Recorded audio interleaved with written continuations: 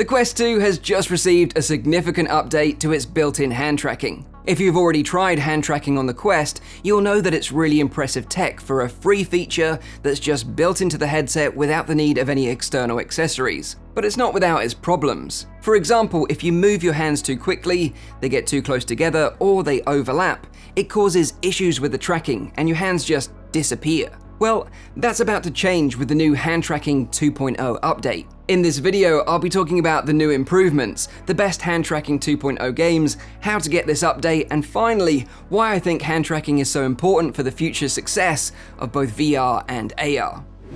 But let's start with the Hand Tracking 2.0 update itself. It was originally announced over a month ago by Meta, however it's only just started to appear on people's headsets now. The 2.0 update has made improvements in hand tracking continuity, gesture support, movement, and performance. This means it allows for fast and overlapping hand movements, clapping, and other intricate hand interactions. In my experience trying out this new update, it definitely shows a big upgrade in performance, especially when bringing your hands close together, but it still has its limitations with the occasional loss of tracking here and there, so there's definitely still room for improvement in the future. As of right now, there's only a handful of games that actually take advantage of the new update, but here's some of the best so far. First up is Unplugged air guitar. It's essentially Guitar Hero in VR, but instead of using controllers or a plastic guitar, you just use your hands. My experience with the game since this new update has been night and day in terms of how responsive it now feels. Rocking out feels so much better now, and I would urge players to give this one a look, especially if you missed it when it originally released. Next up is a classic called the Hand Physics Lab. This game offers 100 quirky puzzles, all designed to show off the Quest's hand tracking capability. From finger painting eggs, using telekinesis, stacking blocks, to even shaking hands with your own virtual clone. This one's a lot of fun. If you're looking for something a bit more chill, check out Cubism, a beautifully minimalistic puzzler where you have to place colourful blocks in complex shapes. It might look simple, but this one gets seriously challenging in the later stages. Cubism also has a unique pass-through mode, offering a more AR-style puzzle experience, which is pretty cool. And my final recommendation is Rogue Ascent. I have to admit, I never thought a shooter would work well with hand tracking support, but the team over at Clique Games have proved me wrong. Simply point your fingers to shoot, point them up to spin your guns and reload them, use an open palm to teleport, and 2 closed fists to activate your shield.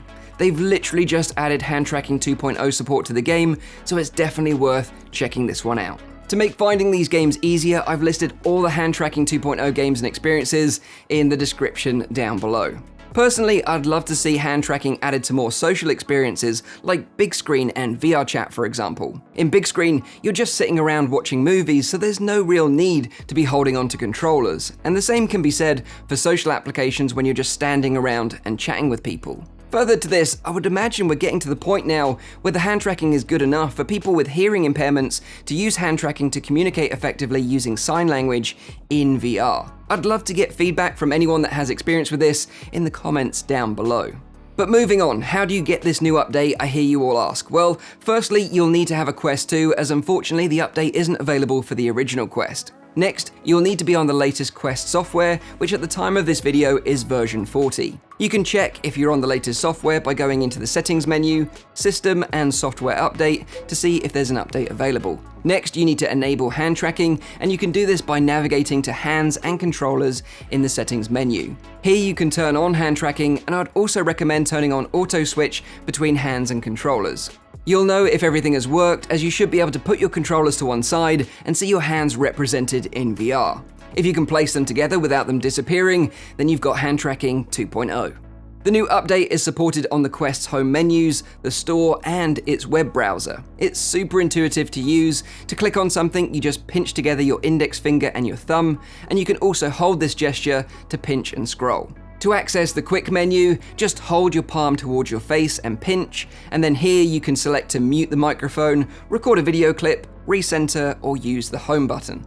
So that's the Hand Tracking 2.0 update. Now, the reason why I think hand tracking is so important for the future of VR and AR is that there's nothing more intuitive than using your hands. Just remember how the touchscreen completely revolutionized the mobile phone market. Instead of using physical buttons, people could simply touch and scroll using their fingers.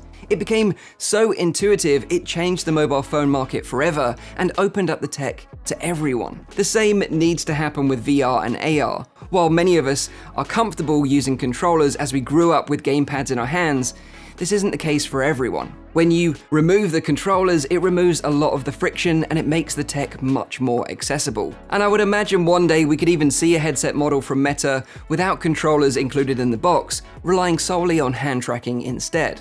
One big issue with hand tracking though is the lack of haptic feedback when interacting with objects. But this is a problem that Meta are actively trying to solve with wrist-mounted bands that can detect gestures and also provide that critical haptic feedback. But hand tracking is just the first step.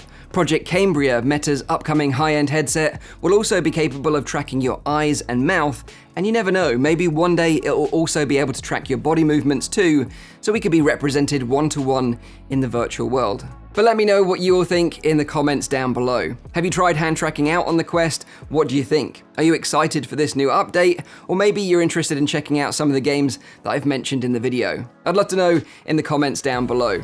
Leave a like if you enjoyed the video and you found it useful. Make sure you're subscribed for all my future VR content. And as always, I'll see you all on the next one. Cheers.